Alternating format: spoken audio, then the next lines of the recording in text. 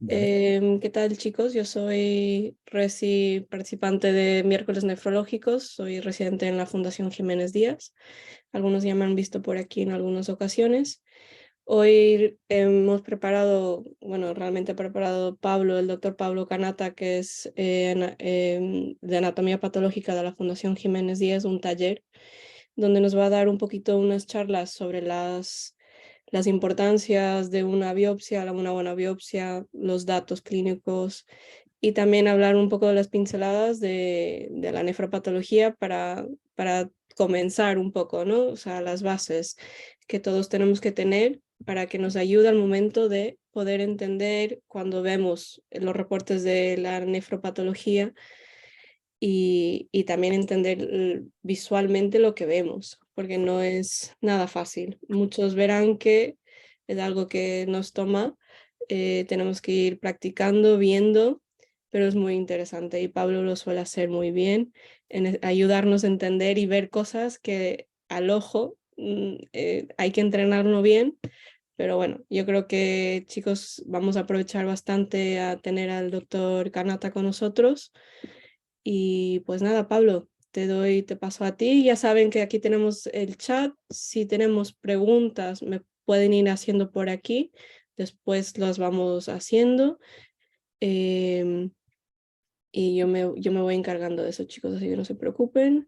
Gracias a todos por estar y gracias principalmente a ti, Pablo. Y pues nada, comencemos con el taller de nefropatología. Muchas gracias, Michelle. Se me oye perfectamente, ¿verdad? Sí, Muy bien. Pues comencemos. Os voy a hablar un poco aspectos generales, herramientas básicas y avanzadas en nefropatología. Ahora veréis un poco por qué básico y avanzado.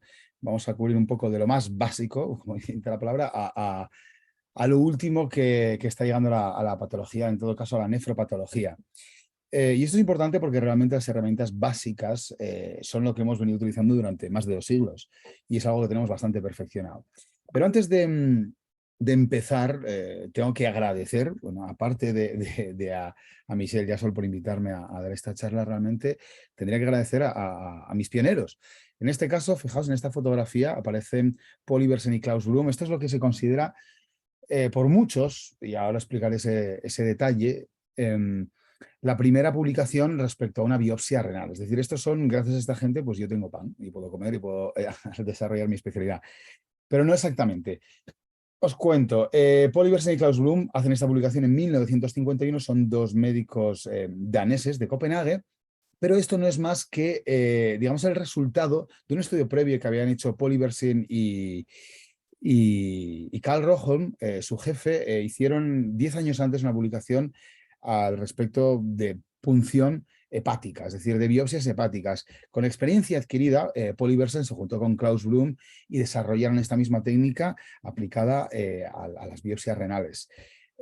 Ya sobre esa época tendríamos que meter un tercer nombre, que es Niels Alwal. Niels Alwal probablemente muchos de vosotros siendo nefrólogos lo conoceréis, ya que es uno de los pioneros en la hemodiálisis, en el uso de la hemodiálisis. Pues este pionero no solo fue el pionero en el uso de hemodiálisis, sino que ya en 1944, con la experiencia publicada por Paul Iversen y Carl Rogholm respecto a biopsias hepáticas, Niels Alwan adapta todo esto, desarrollando esta misma técnica para las biopsias renales. El único problema es que toda su experiencia entre el año 1944 y 1950, que es la que él recoge su publicación, no es publicado hasta 1952, es decir, que llegó un año más tarde que Paul Iversen y Klaus Blum. Pero siendo estrictos, es cierto que en esta época, pues bueno, no existía Internet, las cosas que se publicaban en una parte del mundo y en un idioma a veces no tenían la trascendencia que se buscaba o el eco en el resto del mundo. Y la verdad es que la primera publicación respecto a una biopsia renal la hace el doctor cubano Antonino Pérez Ara. Aquí hemos de romper una lanza porque además es lo que ha ocurrido a favor de los patólogos latinoamericanos. El doctor Antonino Pérez Ara del Hospital Militar Carlos Finley en Cuba hace la primera publicación en 1950 sobre la biopsia puntural del riñón no megálico. Esta publicación en el Boletín de la Liga contra el Cáncer fue realmente un artículo pionero que ayudó a muchos de los médicos hispanoparlantes, tanto en Hispanoamérica como en España, a desarrollar esta misma técnica. Y de hecho aquí en España, pues este artículo fue la base de la nefropatología que hoy conocemos. Una gran diferencia respecto a la nefropatología y el resto de áreas de la anatomía patológica es que, bueno, el patólogo realmente el patólogo lo que hace es sentarse a ver los cristales que salen del laboratorio, que los técnicos procesan. Es decir, que el paso, digamos, lo que hace el patólogo hasta que recibe los cristales no tiene nada que ver con lo que ocurre en nefropatología. ¿Por qué? Porque el hecho de que ya de entrada, de manera rutinaria, estemos utilizando, aparte de la microscopía óptica, la inmunofluorescencia y la microscopía electrónica, hace que este paso es muy limitante. Este paso en el que se seleccionan los fragmentos, se visualiza la muestra cuando llega, es muy importante porque aquí vamos a seleccionar los fragmentos que vamos a meter para cada una de las técnicas. Y eso lo vamos a hacer en base a los datos clínicos que vosotros nos enviáis y en base a lo que nosotros vamos a ver al microscopio estereoscópico. Ahí vamos a ver qué técnica va a ser más rentable dependiendo tanto de los datos clínicos como de la calidad de la muestra, sobre todo de la cantidad de corteza que hay para todas las técnicas. Un dato muy importante es que el tejido en fresco es muy, muy vulnerable al artefacto por presión. Por eso mismo, lo que hemos de hacer es intentar levantarlo con las pinzas, no aplastarlo, porque fijaos aquí en esta fotografía, esto que veis aquí, esta parte que queda en medio, es la parte que queda atrapada en una pinza. Y esto me consta, más recuerdo esta biopsia, que quien la agarró con las pinzas lo hizo muy suavemente, pero con que agarres un tejido en fresco muy suavemente, ya rápidamente se va a producir un artefacto. El problema es que como queda un glomérulo aquí en medio, te puedes quedar sin diagnóstico. Por lo tanto, es un tejido, como cualquier otro, simplemente porque está en fresco, no porque sea renal, es muy vulnerable al artefacto de presión y tenemos que tratarlo con muchísimo cuidado. Normalmente lo que hacemos es poner una placa de Petri. En algunos sitios he visto que directamente ponen la muestra sobre un cristal y lo miran al microscopio. A mí me gusta más ponerlo sobre una placa de Petri. ¿Por qué? Porque cuando estás mirando el cilindro en fresco en un microscopio óptico convencional con la luz por abajo, la luz produce calor y el calor puede secar la muestra. O sea que uno está cuidando no artefactar la muestra, seleccionar el mejor fragmento para cada una de las técnicas y a lo mejor se le seca la muestra mirándolo. Entonces, por eso mismo, normalmente lo que hacemos es poner unas gotitas de suero fisiológico y bueno, y ya directamente o bien lo miramos al microscopio óptico convencional con el objetivo de menor aumento o bien con un microscopio estereoscópico, que es esto que tenéis aquí a la izquierda y que no es más que lo que los patólogos llamamos una lupa, es decir, que da un aumento de más o menos entre 2 y 4 aumentos. Sí, 2 o 4 aumentos los hay que obviamente se pueden regular y pueden tener más aumentos. En un microscopio óptico convencional, el aumento mínimo normalmente es el objetivo de 4, pero que son 40 aumentos. En algunos, pues tienen la suerte de tener un objetivo de 20 aumentos, pero bueno, normal es de 4, es decir que, de 40, perdón. Es decir que siempre que hay un microscopio estereoscópico a mano, pues es más, da mucha más información que un microscopio óptico convencional. Fijaos esta biopsia. Una época en la que, bueno, nosotros pues resulta que empezamos a recibir las biopsias del laboratorio así. Y yo, claro, obviamente, como comprenderéis, todo esto, fijaos, aquí está completamente artefactado, da la sensación de que alguien hubiese masticado los cilindros y los hubiese escupido en el bote antes de traerlo. Obviamente eso no lo han hecho, pero es como si se hubiera caído la muestra o lo hubieran pisado. Empezamos a ver este artefacto en 1, 2 y en la tercera biopsia ya que vi este artefacto, digo, aquí está ocurriendo algo que no sé qué es lo que está ocurriendo. Investigando, resulta que unas semanas antes habíamos cambiado las cápsulas de biopsia. Ya sabéis que todas las biopsias que llegan a un departamento de anatomía patológica se cortan y después los fragmentos se meten en este cassette y estos cassettes son los que se van a meter al procesador y luego se va a hacer el bloque de parafina y se va a hacer el corte histológico. Pues unas semanas antes de recibir esas biopsias con esos artefactos, habíamos cambiado todos los bloques. De pasar a un bloque microperforado, pasamos a un bloque con agujeros más grandes. Tenéis que tener presente que estos bloques luego van a un procesador en el que las muestras van a embeberse en diferentes líquidos en diferentes tiempos y la manera que tiene la máquina para meter y sacar el líquido es mediante succión, es decir, que aquí hay bastante presión pasando a lo largo de todos estos bloques. Si las ranuras son suficientemente grandes, esa presión puede hacer que el cilindro se escape y al final se pierda, acabe metido en una botella de las de líquido del procesador y nos quedemos sin muestra. Por lo tanto, siempre que se intenta meter muestras endoscópicas en un procesador, cuando no se dispone de un cassette microperforado, lo que normalmente se hace es utilizar estas esponjitas que se venden para anatomía patológica con el mismo tamaño. Si veis que tiene el cassette, y aquí se mete la muestra y directamente la muestra ahí ya queda atrapada entre esas esponjas que tienen varios agujeros y dejan penetrar bastante bien el formol, y la muestra no se escapa.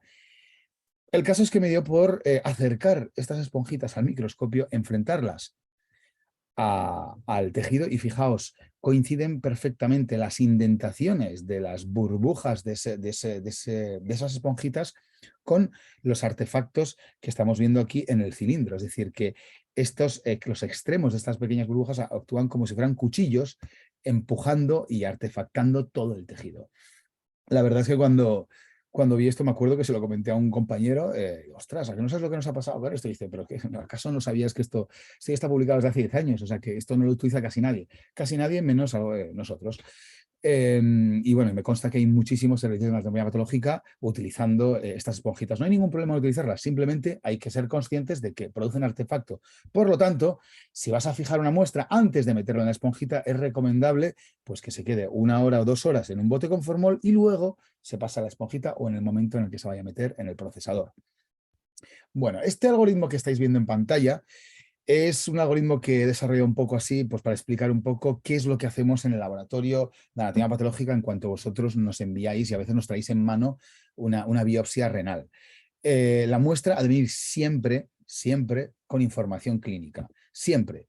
Pensad que lo que os he explicado al principio, de que nosotros sí que tenemos un punto limitante en nefropatología entre la recepción de la muestra y el procesamiento, que es la selección de los fragmentos para las diferentes técnicas, sin información clínica. No podemos hacer esto a ciegas porque vamos a comprometer el diagnóstico y muchas veces la biopsia no tiene tanto material cortical como querríamos para realizar un diagnóstico adecuado. Una vez que recibimos esto, pues el patólogo va a evaluar la muestra junto con los datos clínicos y, como decíamos, va a seleccionar qué fragmentos va a utilizar para cada una de las muestras. Fijaos aquí a la izquierda, tengo puesto, normalmente recibimos 2 cilindros, yo creo que la mayor parte de vosotros hacéis 2 cilindros, no hagáis uno, haced más.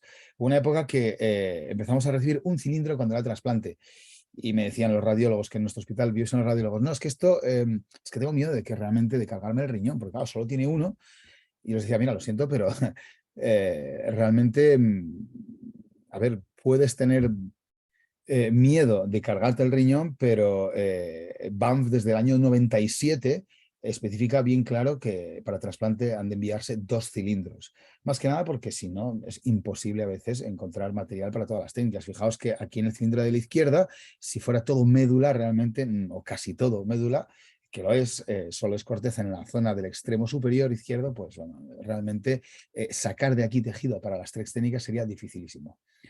Normalmente lo que hacemos es seleccionar un fragmento de unos 2 milímetros, un extremo cortical, en el que claramente estemos viendo la cápsula o tejido adiposo perirenal y sepamos que estamos bien en la corteza y en la que visualicemos bien 2 o 3 glomérulos al menos, y este fragmento lo hemos de fijar en glutaraldehído para microscopía óptica. Para fluorescencia, lo que vamos a hacer es seleccionar un fragmento más grande y congelarlo. En muchos servicios seleccionan un cilindro entero. Yo personalmente creo que seleccionar un cilindro entero para inmunofluorescencia es un desperdicio. Si bien la inmunofluorescencia te da más del 50% del diagnóstico en nefropatología, realmente con ver 5, 6, 7 glomérulos ya es suficiente. No necesitas 18 glomérulos en el congelado. Eso puede hacer que te quedes sin glomérulos en la óptica, y recordad que muchas nefropatías se diagnostican con la fluorescencia, pero se gradan con la óptica. De poco sirve, está bien que puedes llegar al diagnóstico, pero si después no puedes gradarlo, pues bueno, es un problema. Y si la culpa de no haber llegado al diagnóstico es que tú no has manipulado bien la muestra o no has seleccionado la muestra, pues es lo que yo llamo el sesgo del patólogo, un pequeño error que nos tenemos que quitar de encima. Y después lo que solemos hacer es, el fragmento, como os decía aquí, nosotros solemos escoger no menos de 4 milímetros y no más de 10 para para inmunofluorescencia. Y el resto del tejido, ya sea un cilindro entero, cilindro y medio, 2 cilindros, es lo que vamos a meter para microscopía óptica, y esto lo que vamos a hacer es fijarlo en formol al menos 1 hora. La teoría es que el formol penetra 1 milímetro por hora en cada tejido. Obviamente, dependiendo del tejido va a variar, el tejido graso se fija mucho más lento, pero un cilindro con una aguja de 16G, más o menos estamos hablando de entre 1 y 1,25 milímetros de grosor. Por lo tanto, en 1 hora y media ya está perfectamente fijado. Y es ahí cuando ya se puede después procesar para microscopía óptica. Esto es lo que vemos en el microscopio estereoscópico que os puse antes en esa fotografía que veíamos ahí abajo a la izquierda. Y esto, en el microscopio estereoscópico, como lo que hacemos es poner una luz por abajo, igual que en el microscopio o sea, un microscopio óptico convencional, y va a ser la refracción de la luz en el tejido la que nos indique la dotación glomerular. Y esto tiene bastante lógica. Pensad que en la corteza renal todas las estructuras, túbulos, arteriolas, todo está perfectamente empaquetado. No obstante, después, dentro de la cápsula de Bowman, los capilares glomerulares están flotando libremente en el espacio de Bowman. Es decir, que la densidad dentro de la cápsula de Bowman es mucho menor de la que va a haber en el intersticio adyacente. Por lo tanto, si uno emite con una luz desde abajo, la refracción de la luz en ese tejido va a ser diferente dentro del glomérulo que fuera del glomérulo. Es decir, que los glomérulos los vamos a ver como esferas o pseudoesferas pseudo medio transparentes. Por ejemplo, fijaos aquí, este claramente se ve porque además está claramente saliendo hacia el lateral, hacia el borde del cilindro. Pero esto que vemos aquí también es un glomérulo, y es lo que os estoy explicando, que se ve mucho más clarito debido a esa menor densidad.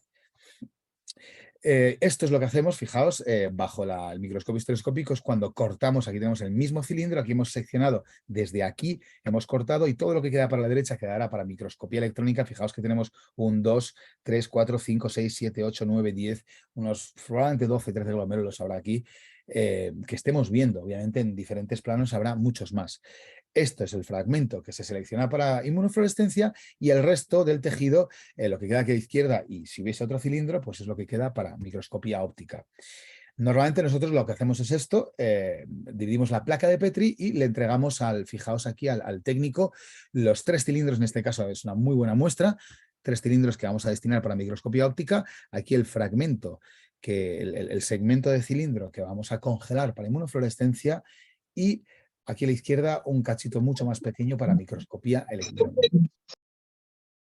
Fijaos que esto ya está sacado no con un microscopio estereoscópico, sino con un microscopio óptico convencional a 40 aumentos, es decir, con el objetivo de menor aumento, y ya podemos identificar perfectamente las estructuras corticales. Se ve aquí un glomérulo, se ve muy bien, no solo se ve más transparente, como decíamos, sino que además se ve incluso la sangre, se ven los túbulos, e incluso en alguna zona se ve la luz de los túbulos. Y aquí a la izquierda, fijaos que a la izquierda es completamente diferente. Se ven como una especie de estriaciones paralelas entre sí. ¿Qué es esto? Los túbulos colectores. Esto es médula, lo que tenemos a la izquierda, y lo que tenemos a la derecha es corteza. No es simplemente la ausencia de glomérulos lo que nos va a indicar que estamos en un territorio cortical, sino sobre todo esas estriaciones paralelas. Y eso es muy importante, porque, como os decía, los glomérulos los identificamos poniendo la luz por debajo, pero claro, eso en un glomérulo normal. Si un glomérulo tiene fenómenos proliferativos, es decir, que el glomérulo está proliferando, aumenta la densidad del glomérulo dentro de la cápsula de Bowman, al final se va a equiparar un poco al intersticio adyacente y no lo vamos a ver bien. Y va a ser la identificación, sobre todo, de las estriaciones paralelas que estamos viendo aquí, que corresponden a túbulos colectores, la que nos indique si estamos o no en la médula. Esto que estáis viendo aquí también es unión córtico-medular hacia la izquierda, que prácticamente no se ve, que daba la corteza, y esta especie de curva que estáis viendo aquí corresponde a la médula. Y aquí estamos viendo una arteria arcuata que queda entre la corteza y la médula, y es que se ve perfectamente bien la capa muscular, fijaos aquí, y esta sería la luz de la arteria. Son vasos, aquí vemos otro vaso, se ve como un tubito, fijaos, cruzando el cilindro longitudinalmente, transversalmente, perdón. En esta otra fotografía a la izquierda podéis ver 2 vasos que se corresponden perfectamente con el mismo corte teñido con PAS, que es el que estáis viendo a la derecha. Fijaos, un vaso, y aquí otro mismo, un vaso que va haciendo como una especie de onda. Incluso aquí se ven las capas musculares. Fijaos en esta otra fotografía. Pero que están pasándose, no sé por qué se me están pasando solas. En esta otra fotografía vemos que los glomérulos no se visualizan del todo bien, pero cuando aumentamos la luz sí que vemos esas esferas un poco más claritas que el intersticio adyacente. La imagen que veis a la derecha de puntos rojos es casi una utopía. Esto pocas veces vemos los glomérulos como esferas rojas. He leído algún artículo obviamente publicado exclusivamente por radiólogos, en el que un radiólogo experimentado, mirando así en fresco la biopsia, puede saber la dotación glomerular. Yo la verdad es que eso, después de más de 10 años de experiencia, nunca he podido mirar así en fresco la muestra y decir, pues sí, tiene buena dotación glomerular. O sea, hay que meterlo, hay que verlo bajo el microscopio estereoscópico. Lo que a veces pasa cuando ves esos dos puntitos es que están congestivos los capilares glomerulares, pero no siempre están congestivos y por lo tanto no siempre los vamos a ver con este rojo carmín tan llamativo.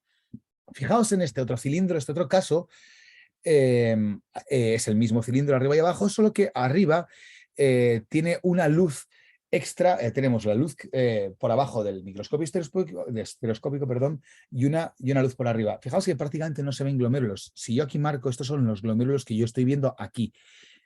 No estoy pidiendo que hagáis el mismo ejercicio, pero sí, intentad ver si reconocéis donde he puesto los círculos, las estructuras. Fijaos que aquí hay uno, ahí hay otro. Se ven muy mal. ¿Por qué se ven tan mal? Pues por lo que acabo de explicar anteriormente. Porque o bien tenemos que el glomérulo está aumentando de densidad dentro de la cápsula de Bowman y, por tanto, equiparando un poco el aspecto al intersticio adyacente, o bien porque tenemos algo en el intersticio que nos está oscureciendo un poco los glomérulos. ¿Qué puede ocurrir? Fibrosis intersticial, infiltrado inflamatorio. Leucocitos, efectivamente, leucocitos. Se llaman leucos porque son blancos, porque algún griego miró el pus hace miles de años y dijo, esto es blanco, pues lo voy a llamar a las células que están aquí leucocitos. A donde voy con todo esto es que los leucocitos en fresco se ven blancos. De hecho, un linfoma que está lleno de linfocitos, cuando lo cortas es blanco, es como un tejido carnoso blanco. Cuando una biopsia renal muestra un gran infiltrado inflamatorio en una nefropatía tubular intersticial, por ejemplo, estos linfocitos lo que van a hacer es oscurecer todo lo que queda por debajo y los glomérulos no se van a ver muy bien. De hecho, se va a ver todo muy pálido. En este caso, teníamos un poco las dos cosas. Tenemos no ya infiltrado, sino fibrosis intersticial que nos oscurece todo el parénquima cortical y además los glomérulos mostraban fenómenos proliferativos que estaban rellenando el espacio de Bowman. Fijaos aquí abajo, con semilunas celulares que terminan rellenando todo el espacio de Bowman y al final, lógicamente, la densidad del glomérulo es similar al intersticio adyacente y por eso no solo no se van a ver bajo la luz, sino que de lejos, incluso con la hematoxina, no se perciben bien. Tienes que acercarte para verlos. Un truco, por lo tanto, cuando ocurre eso, un truco para eso sería ver los glomérulos que están en el extremo del cilindro, a los lados de la muestra o en el extremo. ¿Por qué? Porque aquí hay mucho menos parénquima.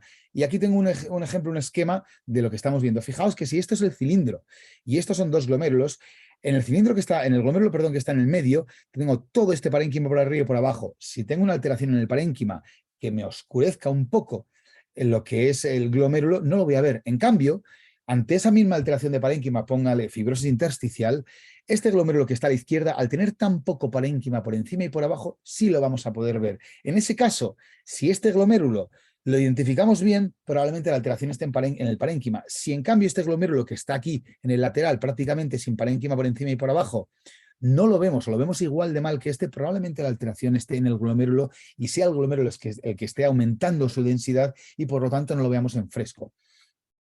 Fijaos aquí en esta fotografía de la derecha, aquí tenemos corteza, esta de aquí arriba es un poco de tejido adiposo perirrenal, aquí hay un vaso cruzando la muestra desde arriba a la izquierda, abajo a la derecha, y hay un área un poco más oscura, más pálida desde aquí arriba. Ese área más pálida corresponde a una cicatriz subcortical. Fijaos que aquí también en el tejido microscopía óptica podemos establecer una raya a partir de aquí y a partir de arriba está todo fibrosado y esclerosado, los glomérulos están todos esclerosados.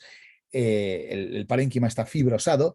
Cuando el parénquima se fibrosa, se contrae y las arteriolas no se contraen. Por eso, en un parénquima fibrosado, las arteriolas terminan dibujando un trayecto muy sinusoide, porque al comprimirse no se comprime el músculo y tiene que ocupar, bueno, la misma longitud de la arteria en mucho menos espacio. Por eso termina teniendo este trayecto y por eso en este corte estamos viendo tantas luces, porque esto al final va haciendo un trayecto sinusal. Fijaos en este otro caso tenemos el mismo cilindro a la izquierda y a la derecha tenemos dos luces, en este caso aplicamos una a la izquierda y otra a la derecha, aparte de la luz inferior, para ver si de alguna manera se nos resaltaban bien los glomérulos y aún así tampoco se ven los glomérulos, ni se identifican esta especie de jorobas en los laterales del cilindro, que sí, efectivamente son glomérulos, pero no significa que lo estemos viendo bien por cualquier cosa, sino porque se están herniando hacia afuera. Y en este caso, ¿por qué no estábamos viendo? ¿Por qué no estábamos viendo bien los glomérulos? Porque es un caso de una amiloidosis en el que la amiloide rellena, o sea, va entrando por la arteria frente, va ocupando todo el mesangio, extendiéndose por los capilares periféricos hasta que termina rellenando todo el glomérulo, simulando un glomérulo esclerosado, y obviamente el parénquima adyacente va a ser igual o incluso menos denso que este glomérulo y por lo tanto no lo vamos a poder ver. Os sorprendería la cantidad de cosas que se pueden ver en fresco, y esto es el ejemplo de una de ellas. Este era un paciente con un fracaso renal agudo en el que, bueno, tenía ANCAs positivos, ANCA-MPO, y se sospechaba una vasculitis ANCA, y ya en fresco fuimos capaces de ver esta proliferación extracapilar, esta semiluna. Fijaos la flecha amarilla, lo que está apuntando, esta especie de lesión medio triangular, que parece como un quesito del Trivial aquí, por un poco a lo grande, pero bueno, básicamente ocupa toda esta área, pues corresponde a esta zona de aquí.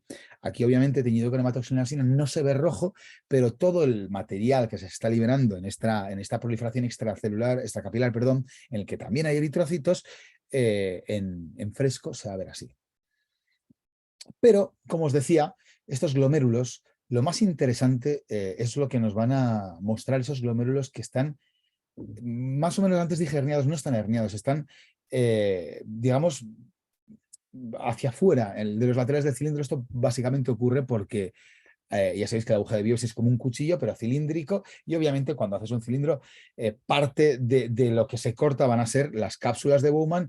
Si esas cápsulas de Bowman seccionadas a lo largo de todo el cilindro pertenecen, o sea, a glomérulos que tienen el polo vascular unido al cilindro, pues va a quedar el glomérulo así. Si en cambio el polo vascular está unido al parénquima que quedó fuera de la aguja, pues obviamente ahí veremos una cápsula de Bowman vacía luego en la microscopía, y el glomérulo estará pegado, habrá quedado dentro del paciente.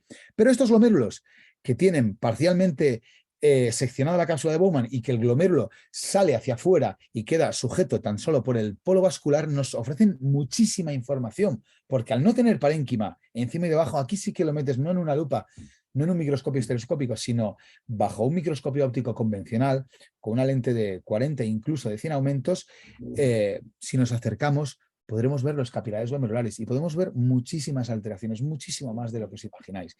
Fijaos, esto es un glomérulo normal, uno de esos que se está saliendo, está hacia afuera, está unido por el polo vascular al cilindro que quedaría aquí a la derecha, y fijaos esto que estáis viendo aquí cuando cerramos el condensador del microscopio, un tejido sin teñir, podemos ver las estructuras. Es la típica imagen que todos tenemos en mente, que habíamos visto en el telediario, en el que estamos viendo, veis una fecundación in vitro y veis la aguja cómo entra dentro del óvulo. Eso, que no está teñido, está grabado en vivo en un microscopio en el que se cierra el condensador y por eso se resaltan todas las estructuras. En este caso estamos viendo los capilares glomerulares.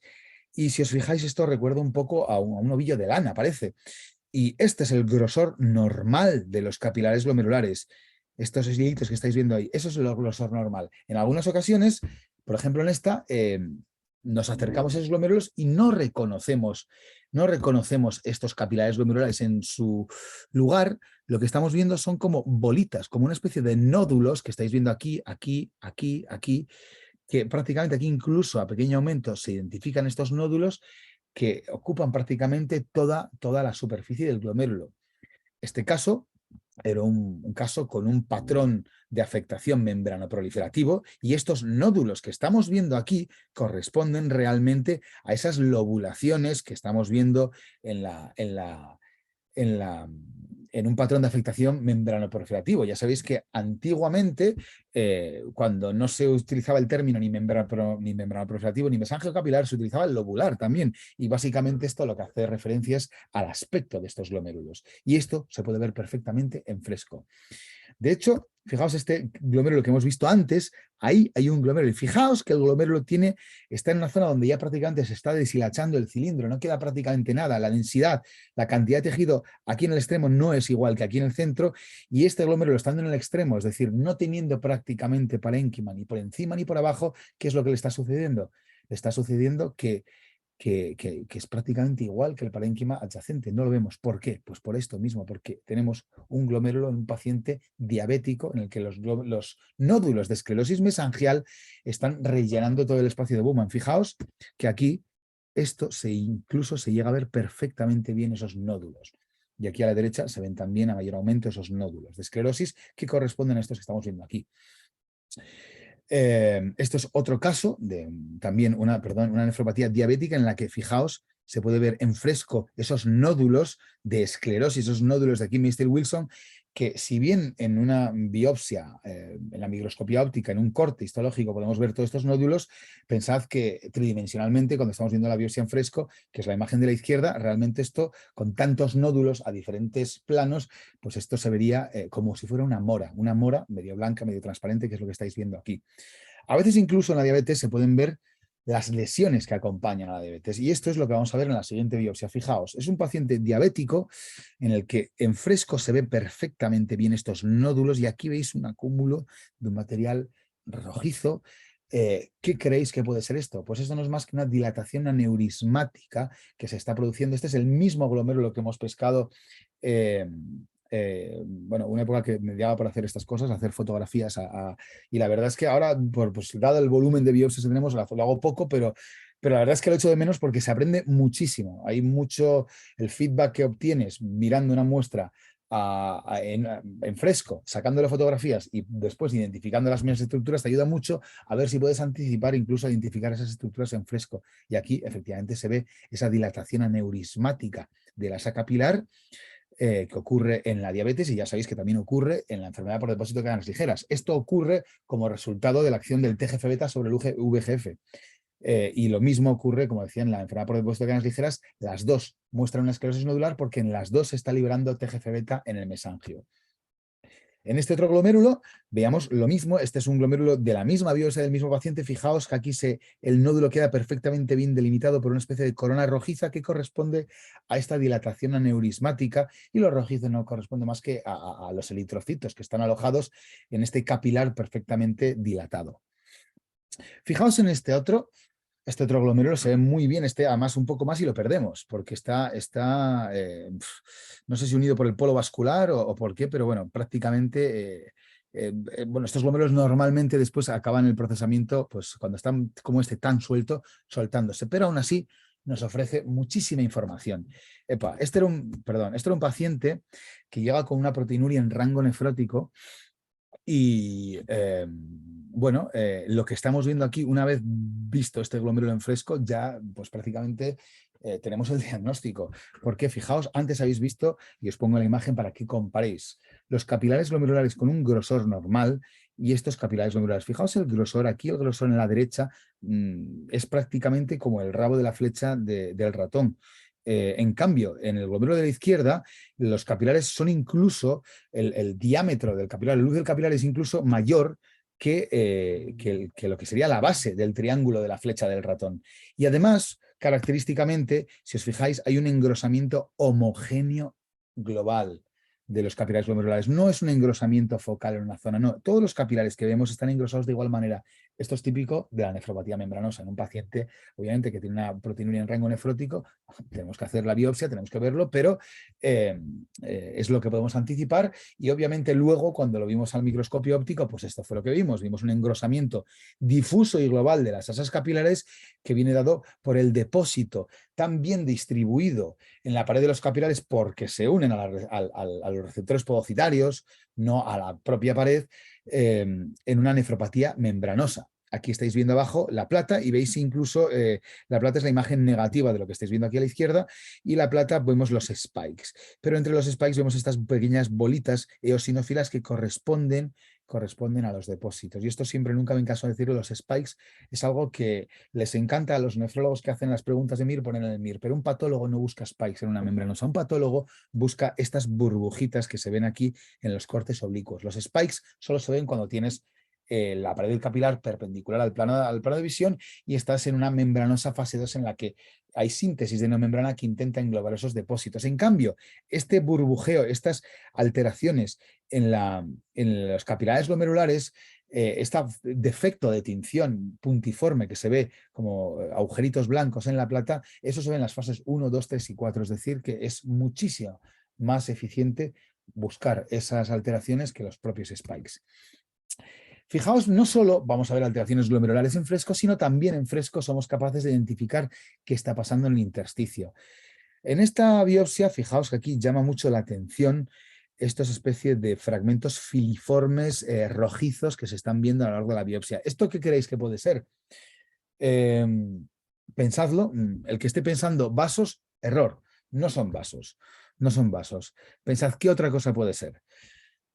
Bueno, ojo, no son vasos, no son arteriolas. Podrían ser vasos. ¿Qué tipo de vasos podrían ser? Podrían ser capilares peritubulares, congestivos.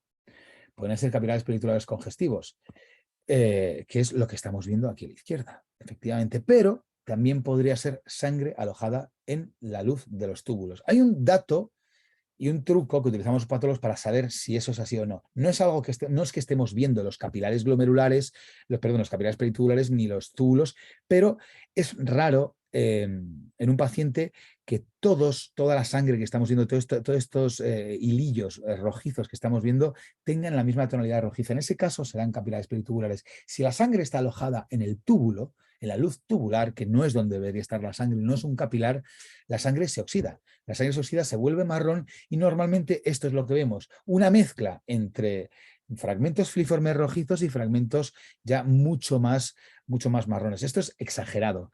En este caso, realmente, fijaos que no solo estamos viendo áreas marrones, como hilillos marrones, sino que además característicamente parecen como chorizos en el sentido de que tienen áreas mucho más estrechas y áreas más gruesas. Va como alternando, haciendo como una especie de ristra de chorizos más o menos, pero bastante más irregular de lo que veríamos, pues por ejemplo, en una enfermedad por depósitos densos, que es la característica depósitos en forma de chorizos. Aquí las áreas más grandes, cuando estamos viendo que estas áreas filiformes adoptan un grosor mayor, realmente lo que estamos viendo es esto que estamos viendo aquí a la izquierda, es necrosis tubular aguda y a veces incluso la hemosiderina incorporada al epitelio tubular. Fijaos aquí arriba este túbulo en el que prácticamente todas las células epiteliales están despegando y yendo hacia la luz, es lo que estamos viendo como estas zonas mucho más marrones.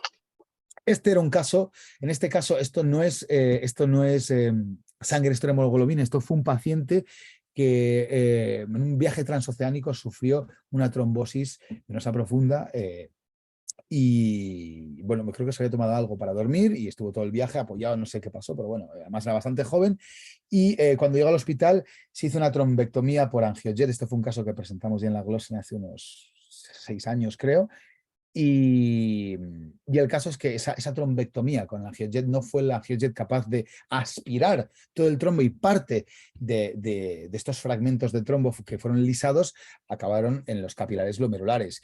Y lo que se filtra como tal, fijaos aquí esto que recuerda un poco la plastilina, no sé si os acordáis de cuando éramos pequeños del Play-Doh, que tú aplastabas y salía como pues, una fábrica como churritos, pues aquí está pasando lo mismo, está saliendo la hemoglobina de los capilares glomerulares y fijaos, estos fragmentos filiformes corresponden a esa hemoglobina. ¿Cómo sabemos que es hemoglobina? En este caso hicimos microscopía confocal en el que aquí estamos marcando la sinaptopodina, aquí estamos marcando hemoglobina y vemos que no solo tenemos hemoglobina en esa área, que es el corte, este corte que estáis viendo aquí es el corte sucesivo a este, y por eso es todo exactamente igual, vemos el glomérulo y a la derecha esto que es hemoglobina, sino que además la hemoglobina está siendo captada por los podocitos, y lo mismo que se produce en el túbulo, es decir, necrosis por mecanismo oxidativo, es lo que va a ocurrir, daño oxidativo, perdón, muerte por daño oxidativo es lo mismo que va a ocurrir en los podocitos. No solo a veces vemos eso, fijaos que en los túbulos podemos ver más estructuras. Esto que estáis viendo aquí puede que os parezca un poco similar a esto que estábamos viendo antes, que era esto, pero es mucho más denso. Fijaos, esto que estáis viendo aquí es sangre, o sangre, en este caso era la hemoglobina oxidada, y esto que estáis viendo aquí es diferente, es muchísimo más compacto, más denso, más cristalino. ¿Y a qué corresponde esto? A cristales monoclonales. Esto es una nefropatía por cilindros, lo que se ha llamado durante muchos años riñón de mieloma, en el que tenemos estas cadenas monoclonales se filtran, se juntan con la proteína de TAM-Horsfall en la nefrona distal y hace como una especie de engrudo que va a taponar la parte más distal de la nefrona. Y de hecho, fijaos, son tan rígidos que en la hematoxina tiene a veces un aspecto quebradizo, normalmente tiene una reacción epitelial circundante, y en este caso mostraban una monoclonalidad con una positividad para capa y negatividad para lambda. Aquí he hecho una composición en la que con el mismo tamaño, en la misma escala, hemos puesto lo que hemos visto en la misma biopsia, en estos mismos túbulos, pero al lado. O sea, esto es lo mismo que estáis viendo aquí, tiene la misma forma, pero para que os fijéis, esto es mucho más cristalino, es mucho más compacto. Esto otro que estamos viendo aquí, pues bueno, si os fijáis, prácticamente no se ve nada, no se ven los glomérulos, tenemos como nubes. Básicamente esto es como estos días en Madrid, que está lloviendo, pues un poco parecido. Tenemos nubes que nos están tapando todo el intersticio. Y nubes porque realmente eran prácticamente nubes, fijaos, eran macrófagos. Esto era una nefropatía IgA en una paciente que tenía múltiples macrófagos en el intersticio. Prácticamente eso no se ve mucho en la nefropatía IgA, es bastante raro, pero cuando se ve, desde luego, no tiene muy buen pronóstico porque estos macrófagos van a liberar muchos factores profibróticos en el intersticio, por lo que estas biopsias, normalmente estos pacientes, perdón, progresan a una enfermedad renal crónica avanzada con mucho mayor rapidez que otros pacientes. Fijaos aquí en este otro cilindro, aquí lo que estamos viendo es sangre, pero sangre a lo largo de toda la biopsia, en ambos cilindros. Y eso es importante porque alguien puede pensar, esto puede haber sido hecho por el propio mecanismo de la biopsia, que a lo mejor al pinchar se agarra una arteria y empieza a sangrar. No. ¿Por qué no? Porque si tú perforas una arteria con el cilindro, esa sangre no va a entrar en todo el parénquima, en todo el cilindro. Unas secciones más allá vimos que esta sangre básicamente estaba aquí porque antes que nada, cuando un patólogo ve esto, realmente lo que primero que tiene que buscar es una alteración vascular. ¿Por qué hay sangre en los dos cilindros? Y aquí se ve en la microscopía óptica, en la imagen de la derecha, porque en alguna zona, y seccionando más encontramos esto, había un vaso con una necrosis fibrinoide. Este es un paciente trasplantado que tenía pues, un rechazo con una necrosis fibrinoide. Y este es una biopsia en un paciente que venía orientado con una microangiopatía trombótica, y en fresco vimos esta pedazo de bolita roja, aquí sí se ve bastante congestivo, y bueno, en los primeros cortes no salió, tuvimos que recortar más y más y más y más hasta que encontramos ese glomérulo. Ese glomérulo es lo mismo que estáis viendo aquí, es lo que se denomina parálisis glomerular en la microangiopatía trombótica, cuando tenemos una obliteración de la arteriola eferente, la sangre entra, pero no sale y termina apareciendo los glomérulos muy congestivos, y los capilares muy congestivos, llenos de sangre, y esto en fresco se ven como glomérulos perfectamente rojos, bien delimitados. ¿Cómo sabemos que es esto y que no es una semiluna? Porque normalmente tiene una irregularidad mucho más marcada, que básicamente lo que nos está marcando aquí es todo el contorno este. Cuando hay sangre dentro de la cápsula de Bowman, el borde es mucho más limpio, más nítido. Y además, cortando más allá, veamos este trombo alojado en el árbol vascular de este glomérulo. Con todo esto, lo que os estoy diciendo es que no es que vamos haciendo diagnósticos en fresco. No, o sea, yo no saco aquí la bola y digo, pues este paciente, a ver, lo miro un poco al microscopio, pues sí, tiene una membrana nasal. No, como mucho eso puede servir para jugarme unas cañas con el residente de nefro que me trae la muestra, pero esto realmente, la razón por la que hacemos esto es porque a veces obtenemos esto. A veces tenemos esto es una biopsia muy buenísima de la grasa perirrenal, y esto que tenemos aquí es la corteza, es muy poquito. Y en este paciente, me acuerdo, pudimos diagnosticar no solo la enfermedad, sino tenía... este paciente recibimos, la verdad es que la biopsia tenía poco tejido, pero en esta corteza, en este filamentos corticales de aquí, pudimos diagnosticar no solo una nefropatía IgA, sino también una tuberculosis. Bueno, como os decía, esto no sirve para anticipar el diagnóstico, sino en base a lo que nos enviáis cuando a veces no tenemos mucho tejido, saber en base a esto y a los datos clínicos que nos enviáis qué técnica nos va a dar más rentabilidad diagnóstica, dónde pongo todas las manzanas o casi todas, o pongo más aquí o menos aquí. Y eso es importantísimo. Una vez que recibimos esto, otro es la congelación. Muchos a veces me preguntan, pero bueno, ahora si hacéis inmunofosfatina en parafina, ¿para qué congeláis? Buena pregunta, porque la inmunofosfatina en parafina tiene una ventaja, que está hecha en parafina, y como tal, por muy bien que se congele una muestra, siempre la morfología se va a preservar muchísimo mejor en la parafina que en el tejido congelado. Y ¿De qué depende? De que se conserve bien o que sí, de que la morfología se vea bien en el tejido congelado, de cómo se congela la muestra. Y si os fijáis, aquí os he puesto 4 métodos de congelación, que son los 4 más utilizados en nuestro país y en todo el mundo. Criostato. El criostato, ¿qué es el criostato? Crío, congelación, ¿vale? Pues el criostato no es más que un microtomo metido dentro de un congelador. Esto está a menos 20 grados, igual que vuestro congelador de casa, y básicamente esto se utiliza para las intraoperatorias. Pensad que las biopsias que nos enviáis, como decíamos, se envían en un bloque de parafina. Este procesamiento normalmente podemos hacerlo o rápido de 1 hora, 2 horas, 3 horas, o overnight en la mayor parte de las biopsias. En una biopsia intraoperatoria tienes que dar un diagnóstico ya. Tienes un paciente en la mesa quirúrgica y los cirujanos nerviosos esperando a ver qué les dices para ver qué técnica quirúrgica que hacen, si es un tumor, no es un tumor, para ver qué es lo que hacen. Obviamente tenemos que cortar la muestra rápida y la única manera de cortarla rápida, para cortarla tiene que endurecerse y para endurecerse la manera más rápida es congelarla.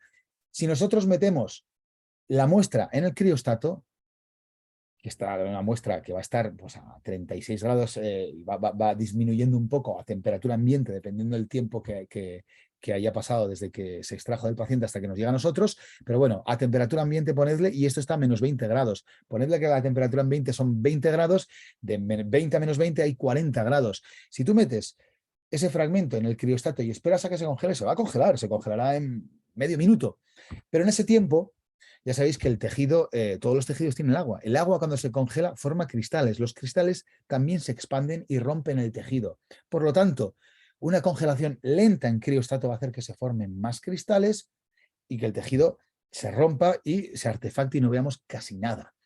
Por eso tenemos otros métodos de congelación. Nitrógeno líquido, que os suena mucho de sobre todo investigación, a algunos les sonará de MasterChef, los que podéis, bueno, muy pocos estuvisteis porque fue a última hora, pero los que tuvisteis la oportunidad de escuchar al doctor Raimundo García del Moral en el Congreso de la SEN en Granada, dio una charla sobre gastronomía aplicada a gastronomía y nefropatología. Y porque él, aparte de patólogo que se acaba de jubilar, es un gran gastrónomo y es la persona que introdujo el nitrógeno líquido en la alta cocina.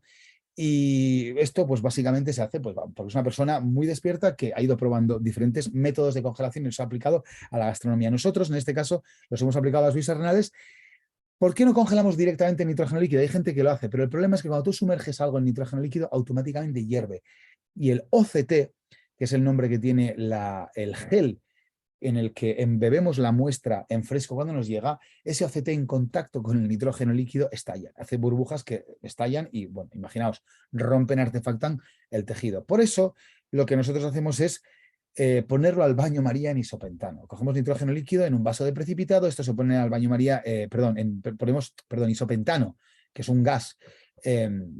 Pues lo tenemos tanto en gas como en líquido, es parecido como, por haceros una idea, es muy parecido al gas de los mecheros, de los encendedores.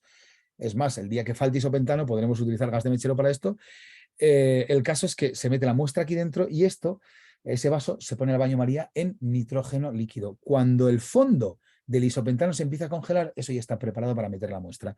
Y por último tenéis aquí a la derecha la congelación ultra rápida, que es la congelación que ahora están apareciendo estos aparatos, los venden sobre todo para intraoperatorias, pero los hemos probado nosotros en nuestro servicio también para las biopsias renales y la congelación es espectacular.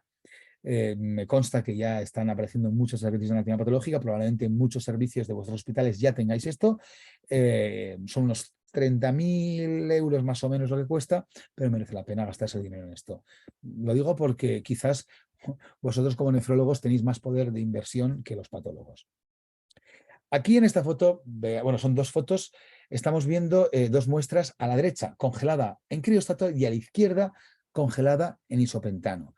Fijaos que a la derecha, como mucho, podemos identificar las estructuras glomerulares. Aquí hay un glomérulo, aquí hay otro, y a la izquierda es que no solo podemos identificarlas, sino que además podemos llegar al diagnóstico.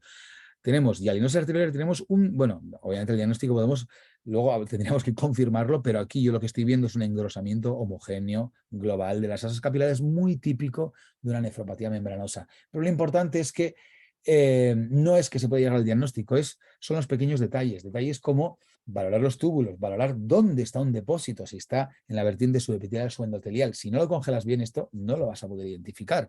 Obviamente, si tienes 7.000 biopsias renales al año, como ocurre en la Clínica Mayo o en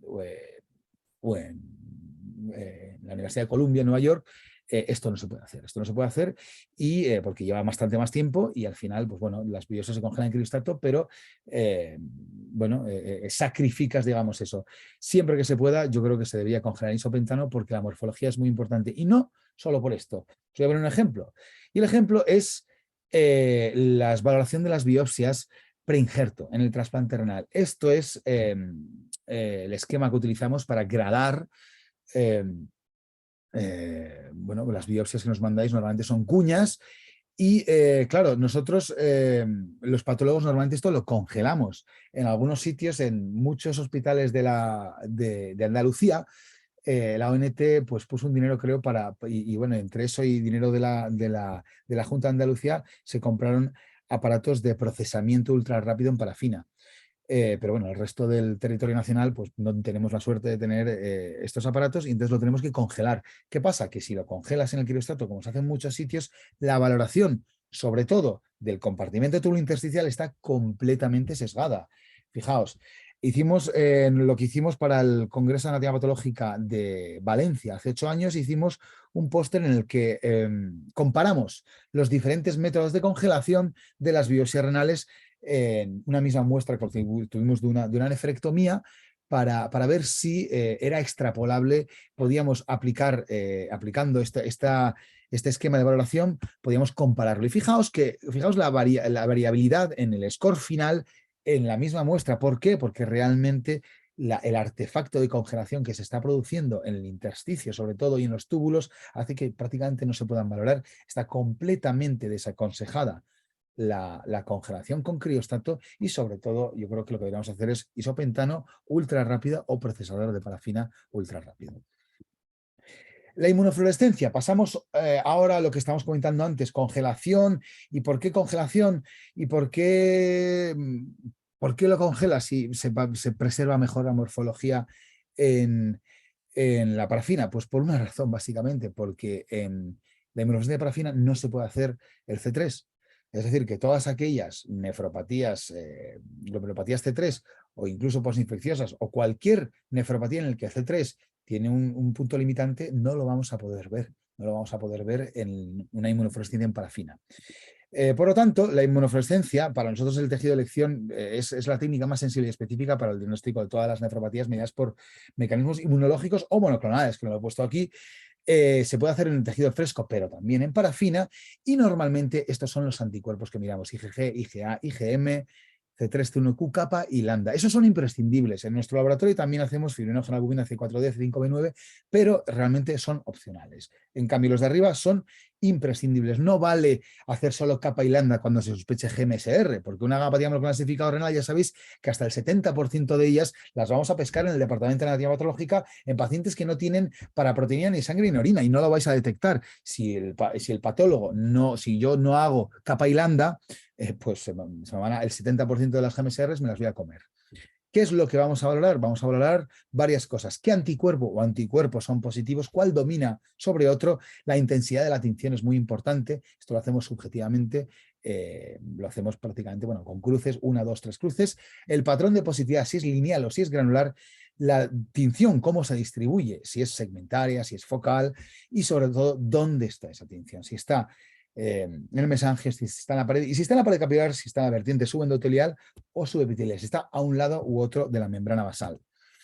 Fijaos, esta es una fotografía que tomó el doctor Antonio Barat en la primera inmunofluorescencia realizada en España. En nuestro hospital era una nefropatía lúpica membranosa y fijaos, aunque obviamente esto es sacado con una cámara con muy poca resolución, fijaos qué bien se tiñe toda la periferia. Y esto es una biopsia con la misma alteración, o sea, con una nefropatía membranosa, en la que vemos en los cortes perpendiculares lo mismo que estábamos viendo antes, y en los cortes oblicuos vemos ese depósito de esas inmunoglobulinas. Fijaos la diferencia en un depósito subepitelial, como os decía, distribuido perfectamente en la superficie del capilar glomerular porque se unen a los receptores en el podocito. Fijaos la diferencia de esto con un depósito subendotelial en el que no se une a ningún receptor y el depósito va entrando entre el endotelio y la membrana basal y va acumulándose toscamente. En esos casos tenemos algo físico, que es la membrana basal, que no permite al depósito avanzar, y por eso la flecha blanca nos deja, está apuntando a un área, una línea mucho más bien definida, que es la vertiente externa, y la vertiente interna es mucho más irregular. Cuando vemos esto así, el depósito es subendotelial. Y aquí estáis viendo un depósito mesangial granular en una nefropatía IgA. Este sería otro tipo de depósito lineal en una aquí tenemos una glomerulonefritis por anticuerpos antimembrana basal, y esta tinción es muy parecida a la que se ve en la diabetes. En la diabetes vemos también esa positividad lineal, normalmente un poco menos intenso de lo que vemos en antimembrana basal, pero con una diferencia, que en la diabetes también va a ser positiva la albúmina, y bueno, además a veces podemos ver estos nódulos de esclerosis mesangial. Y normalmente no cursa con semilunas. Pero, como os decía, hay otra enfermedad, otra nefropatía que cursa con el mismo patrón morfológico de glomerulosclerosis mesangial, que es la enfermedad por depósito de cadenas ligeras. Fijaos que en la microscopía óptica pueden ser exactamente iguales, que es lo que estamos viendo aquí. La diferencia obviamente radica en la fluorescencia, en la que vamos a ver una restricción para cadenas ligeras. Y esto es el típico patrón de fluorescencia que vemos en un full house. Y esto que estáis viendo aquí es un codepósito IgGC3. Este patrón no es ni granular ni lineal. Este patrón se ha descrito como smudgy, que viene a ser borroso en inglés. A mí me gusta más decir que está como pintado a pincel. No es algo mucho más tosco, y es típico de la glomerulonefritis fibrilar. Esta imagen es diagnóstica. ¿Vale? Lo digo porque no hay ninguna nefropatía fibrilar que no hayamos diagnosticado con la fluorescencia. Después, obviamente, el DNA JB9 o la electrónica te van a confirmar el diagnóstico, pero con esta imagen, un nefropatólogo ya debería llegar al diagnóstico. Y para acabar, voy a hablar un poco sobre lo que hacemos con las biopsias renales, porque ya sabéis que teñimos con hematoxilina, PAS, plata y tricrómico, pero si hacemos 4 cortes simplemente, pues vamos a perder todo el diagnóstico. Hemos de hacer un protocolo de corte y tinción, y esto se hace en todos los sitios. Aún así, el primer momento en el que apareció esto publicado es en el Congreso en Ciudad del Cabo, 2015, para el Congreso, el World Congress of Nephrology. Charles Jenner y Agnes Fogg, que son dos dinosaurios de la nefropatología, dinosaurios no en el sentido de la edad, sino dinosaurios en el sentido de que son dos grandes nefropatólogos, además muy implicados en la docencia, pues publican este manual en el que se establece que tiene que haber un protocolo de corte ampliado, es decir, ellos utilizan nosotros utilizamos este otro. No significa que uno sea mejor que otro. En nuestro caso, yo prefiero este. ¿Por qué? Porque dejamos siempre un cristal intermedio sin teñir y después cortamos, hacemos 2 cortes en los cristales pares. ¿Y por qué hacemos esto? Porque realmente esto nos ayuda mucho en el sentido de si encontramos una alteración aquí, por ejemplo, en este cristal, en el 5, y está presente también en el 7, sé que va a estar en el 6. Y si eso no se tiñe con Jones, con plata, ni con tricrómico de Mason, pero sí se tiñe con PAS, pues puedo agarrar este cristal, hacer un paso, puedo hacer una inmunistoquímica, lo que quiera, o una inmunofluorescencia en parafina incluso.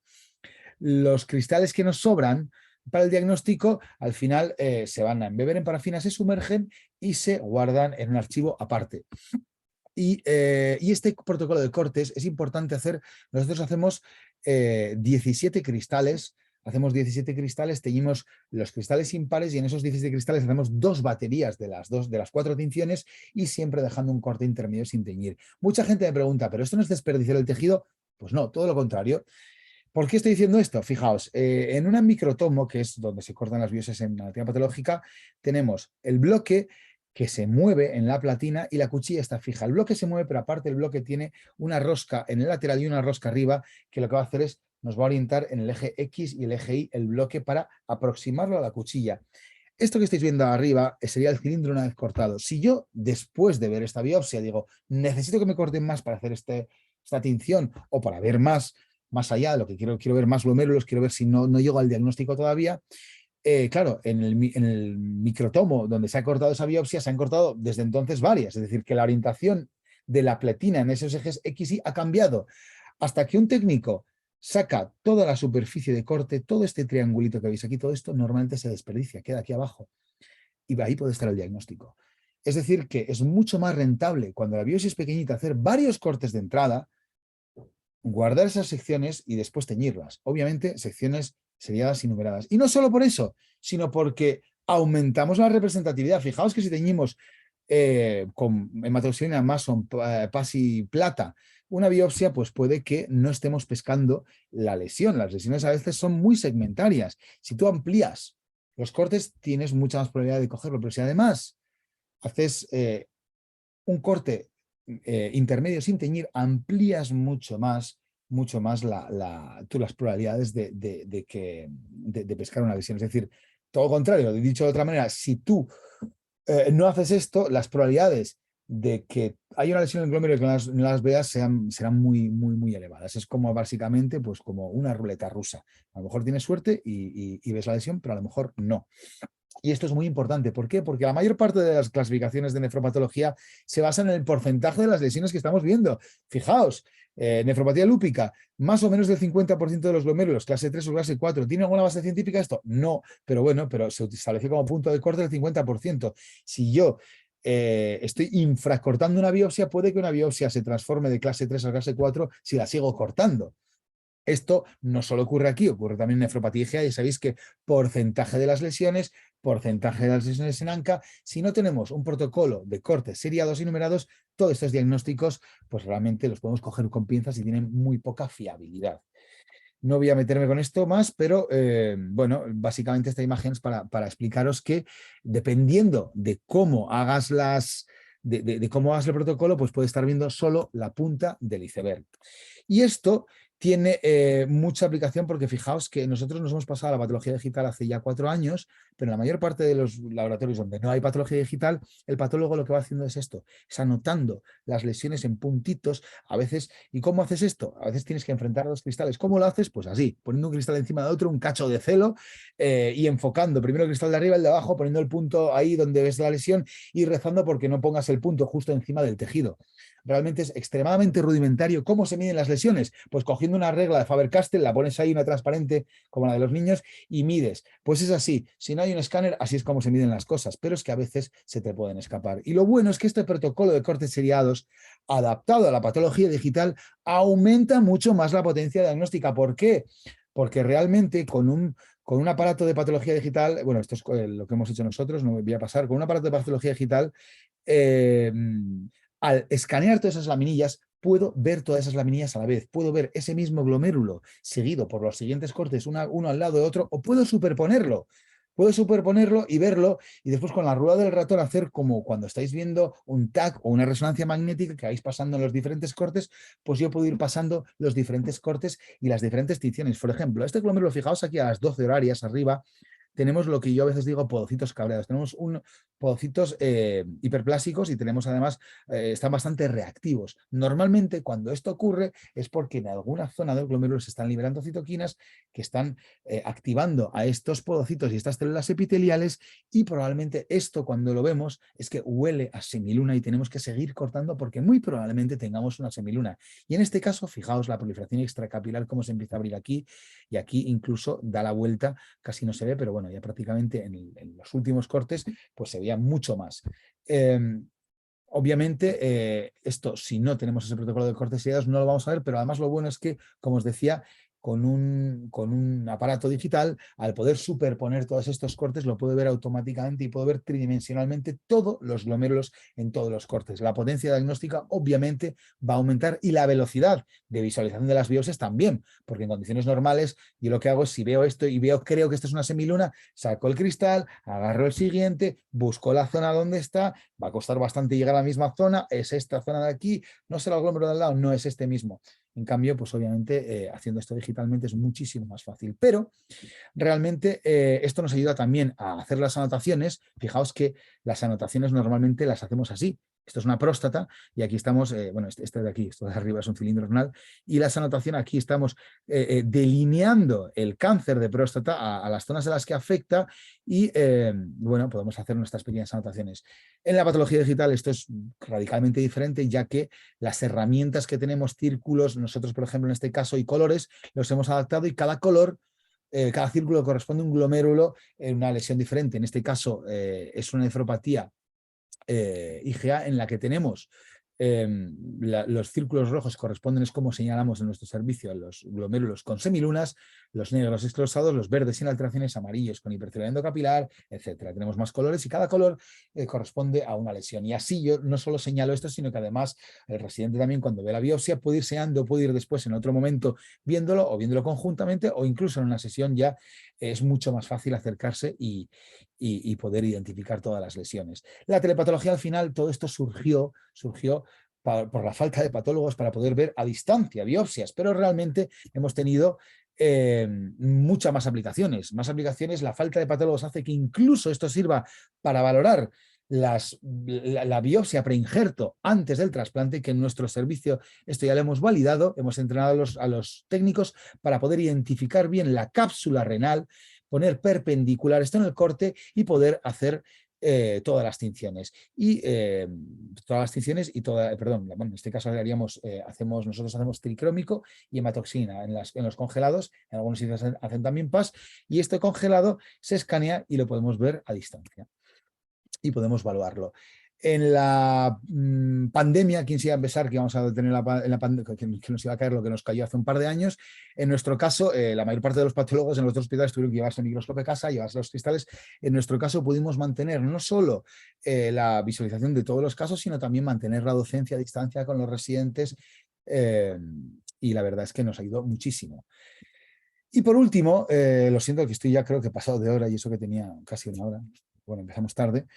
La patología digital yo creo que realmente nos abre una puerta, pero no a visualizar todo esto mejor, a aumentar nuestra potencia diagnóstica, que también nos abre una puerta a la patología computacional. ¿Esto qué es? Es la aplicación de algoritmos de reconocimiento de patrones, reconocimiento de lesiones, y esto se viene utilizando en la última década para cáncer. Mucho, fijaos, detección de metástasis de cáncer de mama.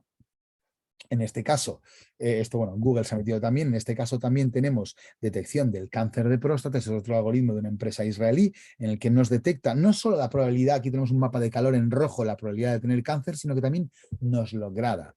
Realmente esto es interesantísimo y nos va a ayudar muchísimo, muchísimo en el futuro. En nuestro caso, ya que teníamos la patología digital, dijimos, bueno, vamos a meternos nosotros con unos ingenieros informáticos a desarrollar algoritmos. Y lo primero que decidimos fue, a ver, ¿qué es lo que quizás valoramos siempre con porcentajes a ojímetro y que tiene tanta implicación en la evolución de un paciente hacia enfermedad renal crónica avanzada, que es la fibrosis intersticial? Normalmente esto lo hacemos a ojímetro y en muchas clasificaciones, fijaos que figura esto, pero esto se hace a ojímetro. Nosotros al principio lo que decidimos hacer fue desarrollar un algoritmo de Deep Learning, no de Machine Learning. La diferencia básicamente es que en Deep Learning, en Machine Learning tú das una serie por decirlo de una manera muy simple, de reglas, y en Deep Learning pones ejemplos y das muy pocas reglas para que el algoritmo pueda aprender una vez que llega un problema, pueda solucionarlo. Al final va aprendiendo y se llama Deep Learning porque en cada una de estas capas tú le vas a mandar algo y va atravesando capas. ¿Nosotros qué le pedimos en esas capas? Al principio, segmentar el tejido, identificar las estructuras, qué es un glomérulo, qué es un túbulo proximal y qué es un túbulo distal, por el color, por el grosor, realmente, básicamente por esas dos características, color y grosor. Y es increíble cómo con tan solo 40 muestras el algoritmo fue capaz no solo de identificar y de segmentar todas las estructuras, sino además incluso nos identificaba cuando estábamos en la médula, cuando estábamos en la corteza, y ya sabéis que la fibrosis intersticial se valora solo en la corteza, no en la médula, porque ahí de manera fisiológica hay bastante colágeno, y incluso podía discernir cuando la tinción negra plata, porque lo utilizamos con la plata, se debía a un corte oblicuo de una membrana basal tubular y cuando a fibrosis intersticial. La verdad es que muy bien. Y la idea de todo esto es ayudarnos. No es que sea una máquina la que diagnostique en vez del patólogo. El patólogo va a estar estando en el eje principal. Pero en Banff, por ejemplo, cuando tenemos que contar lesiones, no os imagináis el tiempo que puede llevar visualizar y gradar una biopsia de trasplante. Esto nos puede ayudar mucho, no solo a la hora de contar glomérulos, contar lesiones y después ir realmente validándolas, o realmente a medida que tú vas validando esas lesiones o corrigiéndolas, vas enseñando al algoritmo. Y esto ya se ha publicado, es un grupo muy prolífico de Ámsterdam, donde hay un patólogo que además ha hecho un máster en el MIT, en Massachusetts, de patología digital y deep learning, y ha empezado a aplicar todos estos conceptos en Ámsterdam, y la verdad es que está haciendo unos progresos increíbles. Y quizás el sitio donde más tienen esto adelantado es en la Universidad de Buffalo, en Nueva York.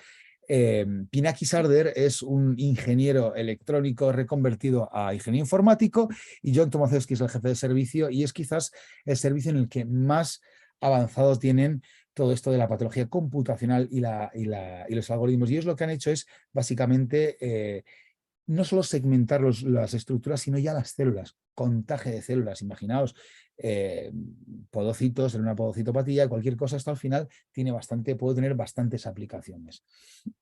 Por lo tanto, como habéis visto, no solo herramientas básicas, sino avanzadas. Es muy importante, es muy bonito todos los algoritmos, muy guay lo digital, pero si no hacemos bien lo básico, lo que se hacía hace 2 siglos, que es la selección de los fragmentos según el material, vamos a perder muchos diagnósticos. Por lo tanto, tanto lo nuevo como lo viejo es sumamente importante.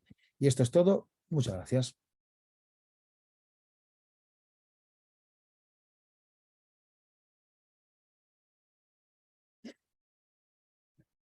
¿Qué tal? Muchas gracias, Pablo. Pues no sé si alguien tiene alguna pregunta, aprovechando que está aquí Pablo.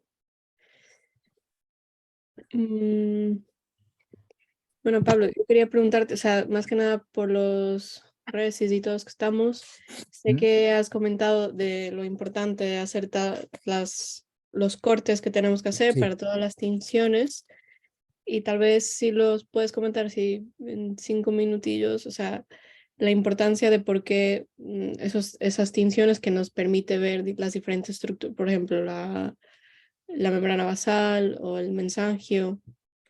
Sí, de hecho, a ver, déjame ver un momento. Espera, que porque he dejado de compartir. Voy a volver a compartir.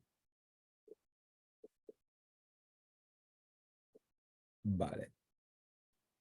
Epa. Vaya. Disculpad. No estoy muy... Soy más de Teams, que es lo que uso normalmente. Esto lo tenía un poco... es que he pasado muy por encima porque había que se me echaba el tiempo encima. Sí. Es esto de aquí. Realmente, bueno, ya sabéis, las diferentes tinciones que utilizamos. ¿Por qué utilizamos? Que a veces me lo preguntan los estudiantes de medicina cuando vienen a rotar por qué, pero ¿por qué en nefro utilizáis más técnicas que en el resto? En el resto de anatomía patológica se utiliza la técnica hematoxina es la técnica cardinal que se usa. Y en nefropatología, de manera rutinaria, más PAS, triclómico y plata. ¿Por qué? Pues porque, como decía Michelle, esto nos va a resaltar no solo diferentes estructuras, sino diferentes lesiones. Y al final va a ser la combinación de las 4 técnicas con la que lleguemos al diagnóstico. No puedes llegar al diagnóstico con una sola tinción. A veces lo hemos hecho, desde luego, y a veces hay casos fáciles. Por ejemplo, el caso que os he enseñado antes, la membranosa, que os he repetido hasta la saciedad, engrosamiento homogéneo, difuso, global de las asas capilares, tan característico de la membranosa, pero en otras efectivamente necesitas la plata para ver si ese engrosamiento se debe a un doble contorno. Realmente necesitas todas, y es la conjunción de todas las tinciones la que te va a ayudar. Por eso es muy importante aplicar eso al protocolo de cortes seriados. En nuestro caso, fijaos que el de Agnes Fogo, ellos tiñen hematoxilina, plata, hematoxilina, elásticas, tricrómico, PAS, hematoxilina, tricrómico, PAS, hematoxilina, y ella me decía que hacen después unos 8 cortes sin teñir. Está bien, está bien. A mí me gusta más hacerlo así, intercalarlos por una razón, porque es que puedo ir a pescar una misma lesión. También estiro la misma representatividad, pero si tiño solo los de arriba y dejo los de abajo sin teñir, o sea, si dejo los últimos sin teñir, a lo mejor está apareciendo una lesión ahí que yo no estoy viendo. En cambio, si no hay ninguna lesión, fijaos que si yo hago 2 cortes por cristal y los cortes en 4 micras, estoy perdiendo entre los cortes entre cristal teñido y cristal teñido, hay 4 micras. Las probabilidades de que una lesión sea menor de 4 micras son casi ínfimas. Es decir, que no hay lesión en ese glomérulo que no vayamos a pillar. Pero como os digo, esto es muy variable, esto no hay nada escrito de que ha de ser así o asá, nosotros lo hacemos así porque hemos desarrollado, primero hacíamos de una manera y vimos que era mucho mejor así. Antes teníamos el corte de ojo con en medio, después lo pusimos al final, luego lo quitamos. Eso varía un poco, pero sí es cierto que esto se hace en muchos sitios, pero por desgracia en muchos sitios que se hace nefropatología todavía no hay protocolos de cortes y tinción. Yo la verdad llevo desde el Congreso de Anatomía Patológica de Santander, que creo que fue 2015, intentando que esto, pues bueno, se haga en todos los servicios. La verdad es que se ha cambiado en muchos, pero todavía algunos que no aplican esto. O sea que desde la Sociedad de Anatomía Patológica lo que podemos hacer es mandar esas recomendaciones. En el libro blanco, de hecho, está. Me ha tocado escribir ese capítulo y bueno, está, pero la sociedad no puede más que recomendar, ¿no? Vamos a poner una pistola en la cabeza de nadie para que haga este protocolo. Vale, pues sí, genial. Yo creo que esta tablita nos ayuda a muchos a saber más o menos la importancia de cada tinción y qué es lo que mejor nos ayuda a ver. No sé si alguien tiene más alguna preguntilla. Hola Pablo, ¿qué tal? Hola. Eh, Hola, nada, que muchas gracias por la charla, ha sido súper interesante. Yo te quería preguntar, Gracias. en Sí. tu experiencia con lo de la computación, ¿no? El diagnóstico por computación, ¿quién gana a la hora de contaje de fibrosis? ¿El patólogo o la computadora? ¿Quién es más eficaz? Buena pregunta. No sabría decirte, a ver, yo me fío, si te soy sincero, antes de hacer eso hicimos nosotros una estimación a ojímetro. Incluso antes de empezar con la patología computacional empezamos, antes de, bueno, perdón, de empezar a desarrollar el algoritmo, me iba al laboratorio de investigación que tiene el rojo sirio, que es una tinción que se utiliza mucho en investigación para medir fibrosis, porque además da una imagen en rojo muy característica que se puede medir realmente y se puede contabilizar. Entonces intentamos primero ver a ojímetro cómo, si el contagio que hacía la máquina con el rojo sirio era igual que el nuestro o parecido al nuestro, y después con el algoritmo. Y la verdad es que se aproximaba bastante. Si te soy sincero, pero esto tampoco lo hicimos solo cuando probamos el algoritmo, la variabilidad no superaba el 5%. O sea, si a lo mejor veías fibrosis del 20, igual te decía el 25%. Fallabas un poco, pero es importante porque, claro, ya sabes que el punto de corte ahí, por ejemplo, en nefropatía IgA entre un T0, T1 y T2 es 25-50. Claro, yo sé que puedo estar cerca del 25, pero ¿y si es el 27? Bueno, pero es bastante eficaz, ¿no? Parece Sí, que, es que sí que muy eficaz y muy fría y muy fiable. O sea, os puede yo quitar entiendo que haya mucho cierto trabajo miedo para... a dejar estas cosas en una máquina, pero lo bueno es que la máquina no lo hace solo y lo informa. La máquina lo hace, te señala y tú corroboras sí, no, sí, no, sí, no. Y es así como también enseñas también a la máquina. Pero es muy, muy, muy, muy fiable. Nada, un futuro para acelerar las cosas, ¿no? Sí, yo creo que mejorará la potencia diagnóstica, mejorar los tiempos de respuesta, mejorará todo. O sea, al final es mejorar la calidad del paciente, la atención al paciente, desde luego. Mm. Sí, pues Gracias, sí, Paula. no sé si hay alguien más, alguna otra ¿Más preguntita. preguntas? Pues bueno, yo también creo que bueno, nos hemos extendido en el tiempo, pero muy Lo siento. interesante, Pablo. Muchas gracias, o sea, siempre sabiendo eso de la importancia de la biopsia, el ver el tejido fresco, que a veces nos olvidamos, como bien dices, pero ya nos va cantando cositas que vamos a ir viendo en la biopsia. Pues nada, muchas gracias a todos los que estuvieron conectados, que estuvieron con nosotros. Ya saben que próximamente iremos comentando las futuras charlas para que estén pendientes de eso. Y pues nada, nuevamente agradecerte a ti, Pablo, por darnos este tiempo de tu tarde y darnos un poco más de luz de la nefropatología. Gracias a vosotros y nada. Y el domingo ya sabéis a quién tenéis que animar. Pues nada, hasta luego con Muchas todos gracias, Michelle, y y muchas gracias a todos por estar ahí. eso es. Hasta Hasta luego. luego.